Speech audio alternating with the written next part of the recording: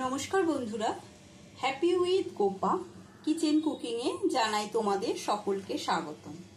आज के आमी तोमादेर साथे शेयर करब एरकम धरनेर पाहाड़ी एकटा शाक, जे शाकटार नाम ढेकी शाक। एई शाकटा मूलत पाहाड़ी एलाकाय पाওয়া যায়, যেমন उत्तरबंग, मेघालय, आसाम এই সব অঞ্চলে এই শাকটা বেশি পাওয়া যায়।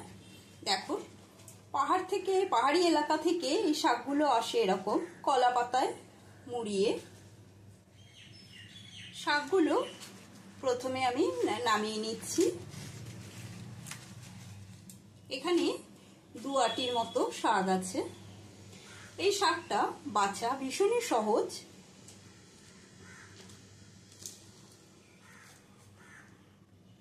শাকটার পাতা খুবই কম দেখা যায়। প্রথমত এরকম সুরওয়ালা ডাঁটগুলো নিয়ে নিলেই হবে। আমি এখান থেকে এরকম পাতাগুলো বেছে নিচ্ছি। পাতাটা কম থাকে এই শাকগুলোতে। এই দেখো এরকম কচি কচি সুরের দিকে ডগাগুলো কেটে নেব। এই শাকটা খেতে ভীষণই ভালো লাগে। আমি কিভাবে বানাচ্ছি রেসিপিটা প্রথম থেকে শেষ পর্যন্ত দেখার অনুরোধ রইল। যারা আমার চ্যানেলে নতুন বন্ধু এখনো চ্যানেলটা সাবস্ক্রাইব করে নেওনি তাদের বলছি, তাদের কাছে আমার অনুরোধ রইল চ্যানেলটা সাবস্ক্রাইব করে নেওয়া, পাশে থাকা বেল আইকনটা প্রেস করে দেবে যাতে আমার রান্নার নিত্য নতুন রেসিপিগুলো তোমাদের কাছে খুব তাড়াতাড়ি পৌঁছে যায়। দেখো দেখো কিরকম হাতের সুরের মতো শাকটার ওপরে অংশগুলো। প্রতিটা শাক আমি এরকম ভাবে বেছে নিচ্ছি। শাকগুলো ভালো করে বেছে ধুয়ে নেব। শাকটা ভালো করে ধুয়ে কেটে নিয়েছি। বেশি মিহি করে কাটার দরকার পড়ে না এই শাক। আমি একটু এরকম লম্বা লম্বা করে কেটে নিয়েছি। আর এই শাকটা যেহেতু পাহাড়ি এলাকাতে হয়, বেশি ময়লা হয় না, পরিষ্কার শাক। এবারে শাকটা সরিয়ে কেটে নেব একটা বেগুন আর একটা আলু। ছোট ছোট ডুমো ডুমো করে কেটে নিয়েছি আলু আর বেগুন।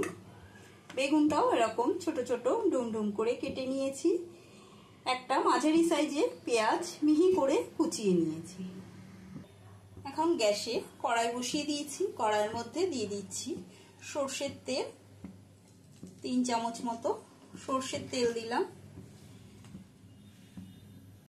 তেলটা গরম হয়ে গেছে। এবার এই সরষের তেলের মধ্যে দিয়ে দিচ্ছি লবণ। দিয়ে দেবো কেটে নেওয়া আলুটা। আলুটা ভেজে নেব। সামান্য হলুদের গুঁড়ো দিয়ে দিচ্ছি। আলুগুলো ভাজা হয়ে গেছে, তুলে নিচ্ছি। ওই তেলের মধ্যেই দিয়ে দেবো ডুমো ডুমো করে কেটে নেওয়া বেগুনটা। বেগুন দিয়েও বেগুনটা ভেজে নেব। বেগুনের মধ্যে দিয়ে দিচ্ছি সামান্য লবণ আর হলুদ গুঁড়ো।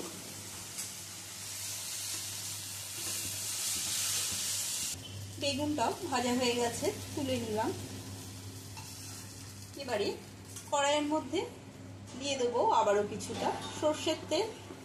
আবারও 2 চামচ মতো সরষের তেল দিয়ে দিলাম। সরষের তেলটা গরম হয়ে গেছে। এবারে এই তেলের মধ্যে ফোড়ন দেব। দিয়ে দেব একটা শুকনো লঙ্কা, কিছুটা কালো জিরে আর 6-7টা থেতো করে নেওয়া রসুন।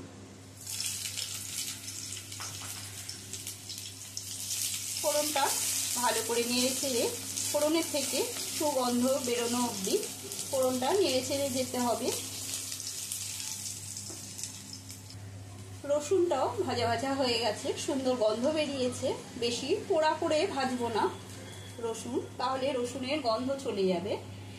এবারে এর মধ্যে কুচিয়ে নেওয়া পেঁয়াজটা দিয়ে দিচ্ছি। পেঁয়াজ কুচিটাও ভেজে নেব। দিয়ে দেবো এর মধ্যে 3টে কাঁচা লঙ্কা মাঝখান থেকে আমি কেটে নিয়েছি। ঝালটা তোমাদের পরিমাণ বুঝেই ব্যবহার করবে। এবারে কাঁচা লঙ্কা পেঁয়াজ ভালো করে ভেজে নিতে হবে। কাঁচা লঙ্কা আর পেঁয়াজের ভাজার একটা খুব সুন্দর গন্ধ বেরোলে এবারে এর মধ্যে দিয়ে দিতে হবে কেটে নেওয়া ঢেঁকি শাকটা। তোমাদের বলে রাখি, এই ঢেঁকি শাকে প্রচুর পরিমাণে ক্যালসিয়াম আছে, পটাশিয়াম আছে, ভিটামিন এ এবং ভিটামিন ডি3 প্রচুর পরিমাণে রয়েছে। এছাড়া যাদের দাঁতের সমস্যা রয়েছে, দাঁতের ব্যথা বা দাঁত ফুটো হয়ে যাওয়ার সম্ভাবনা যাদের মধ্যে রয়েছে, তাদের জন্য এই শাকটা ভীষণই উপকারী।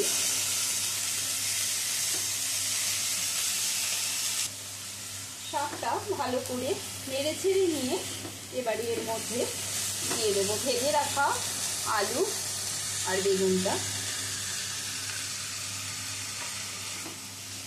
আলু বেগুন দিয়েও শাকের সাথে মিশিয়ে নিচ্ছি।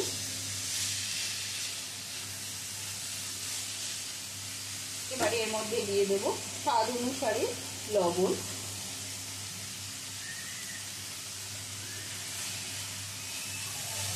লবণ দিয়ে নেড়ে ছেড়ে নেওয়ার পরে এবারে এর মধ্যে দিয়ে দেবো 1 কাপ মতো জল।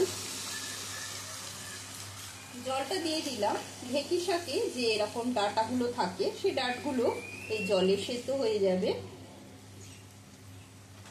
এবারে 3-4 মিনিটের জন্য ঢাকাটা বন্ধ করে দিলাম। 3-4 মিনিট পর ঢাকাটা তুলে নিচ্ছি। শাকটা খুব সুন্দর একটা গন্ধ বেরিয়েছে। এবার ভালো করে একটু নেড়ে ছেড়ে নিয়ে এর মধ্যে দিয়ে দেবো সামান্য চিনি।